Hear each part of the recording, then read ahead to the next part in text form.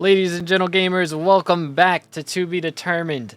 Today we are on the Hypixel SkyBlock Alpha for a new update involving the Experimentation table RNG meter, as well as some RNG meter changes to other sections of the game, a new quartz mining section in the Dwarven Mine, so yes, this is technically mining v3504, and also some pest hunting nerfs. I'm sorry in advance, Iron Man players. But again, this is on the Hypixel SkyBlock Alpha. It is not added to the main server yet, so if there's any changes made before it drops on the main, I will be sure to let you guys know. So to get notified, make sure to smash the sub button. As of me recording this, we are 6 subscribers away from 20,000 subs, so once we hit 20k, I'm doing a billion coin giveaway in my Discord, so make sure to join the Discord. There's a link in the description. Without further ado, let's jump into it. So unfortunately, the alpha's bugging out a little bit. You know how it is trying to get on your private island and get a private server when there's so many limited servers. But we can still do /RNG, or if you wanted to, you can do /meter, and it will do the same menu,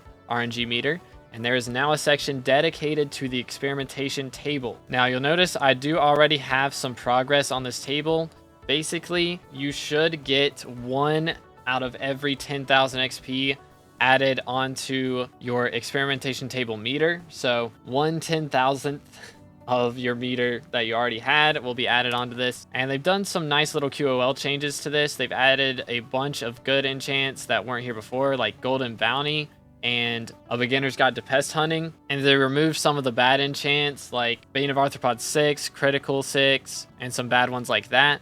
You can see the Titanic Experience Bottle and the Metaphysical Serum are both in here as well. But there are a ton of good enchants that you can choose from.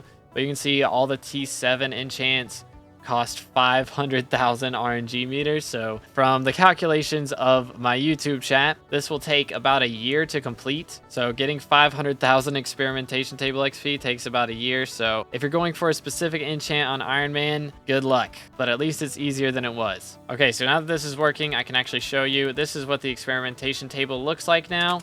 And if we click on it, you'll notice that it has charges, just like the Rift. You can stack up your charges now. So if you don't do your experimentation table for a couple days, you can stack up the charges and do all 3 of the last 3 days of experiments at once. Now, you'll still only be able to reset 3 times after you've completed these 3 charges, so there's still a reason to do it every single day if you want to reset your charges. But if we go back to the RNG meter, you'll notice on the last page, they now have the Nadeshiko die inside of this menu that you can choose from your RNG meter. And they added all of the dies from all the different things that you can get them from to their meters. So the alloy meter now has the jade die added into it. The slayer meters now have all of their respective dies. 75 million XP to drop the ones from outside the rift. And then for Vamp Slayer, it is 750,000 XP. So it's still going to take a very long time to drop all these dies. And then for dungeons, if you go over to floor 5/M5, they'll have the livid die in here. And same thing for the Necron die. The next thing they added was the abandoned quarry. You can only get to this from the Ticketmaster. So we have to go to this guy right here, Station Master, talk to him and go to the abandoned quarry. So you won't be able to access this area without talking to the Ticketmaster. So now that we're in here, you can see you could technically get in here from going through all of these different tunnels, I guess, if you wanted to. There's an entrance up here at the upper mines.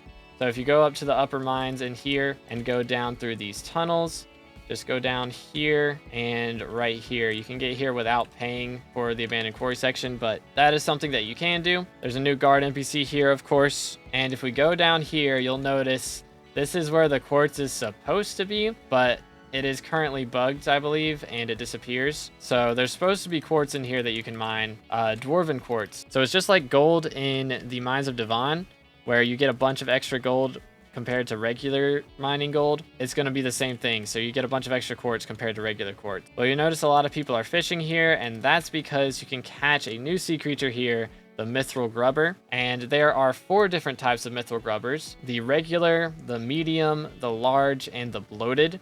And you can see depending on what tier they are, they drop different levels of mithril powder. So you could do this for a little bit of mithril powder. I don't think it's going to be better than the current rates of just regular commission mining for powder, but it's at least an option to get some extra powder while also getting some fishing XP. They also added an Abiphone contact for Brynmore, but in order to actually get his contact, you have to drop a speckled teacup from fishing in the abandoned quarry. So that's another thing you can do while going for some different things in the abandoned quarry. If you don't have 100% sea creature chance, there's a chance you drop the speckled teacup and can give that to him for his contact. They also added this new Bowman NPC that you can talk to, and he basically just sings about fishing up the grubbers in the abandoned quarry. And now we got to talk about the sad stuff. If we head over to the garden and go to Philip here, you'll be able to buy some new items from his Pest Hunter's wares. There's the Pest Hunter's belt, cloak, and a necklace, so you can get a full set of the Pest Hunter gear now. Of course, wearing the Pest vest is still going to be better than using the cloak, but you can now have a full set of the Pest Hunter gear. They did also give Squeaky Mouse Mat a NPC sell price of 1,000,000 coins, so if you're Iron Man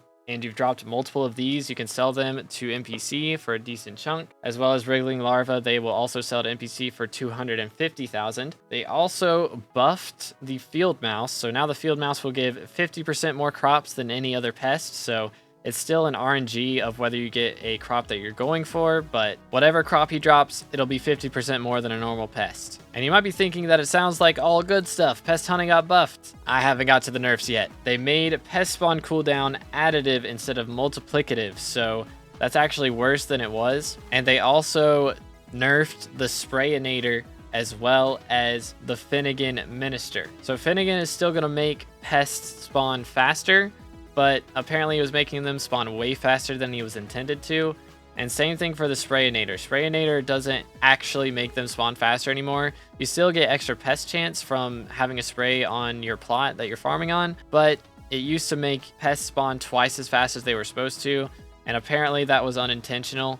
So now Sprayinator does not make pests spawn faster. So before all these changes, I would generally get my pests to spawn like every 2.5 minutes at most. And now after these changes, it takes about 4 minutes for me to spawn a pest. So that's a pretty significant nerf. And I know that this is the main money making method for a lot of Iron Man players. It's one of the better ones that they can use right now. So if this was your method, it is definitely going to be worse than it was. And on top of that, if you were a day axe user to spawn in your pests, that has also been removed. You can no longer break crops on your garden with a sword, and the day axe counts as a sword, so you can no longer break crops with a day axe. So in general, pest hunting got a pretty major nerf from this update, but thankfully they did fix the trophy fishing bug that was going on where people couldn't catch trophy fish if they weren't fishing 27 and had the gear for it. So now you'll be able to actually catch some trophy fish, even if you have 0 trophy fish chance. They also added a new Terra Shell necklace that will stop you from catching trophy fish while wearing it. So if you don't have 100% sea creature chance and you are tired of catching trophy fish, you can wear this necklace to have a chance to catch some more valuable things like lumino fibers or Kudra keys. But that's everything that's currently on the alpha, so hopefully some of the pest hunting changes get reverted, or maybe something else gets buffed so Iron Mans at least have a replacement so they can still make a decent amount of money. But if any changes happen, I will make a new video when this drops on the main server. But I hope you guys enjoyed. If you did, please make sure to drop a like, smash the sub button.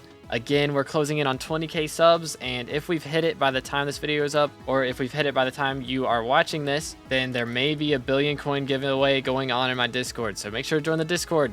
Link in the description. But thank you guys so much for watching to the end. I'll catch you in the next one. Have a great rest of your day, and God bless.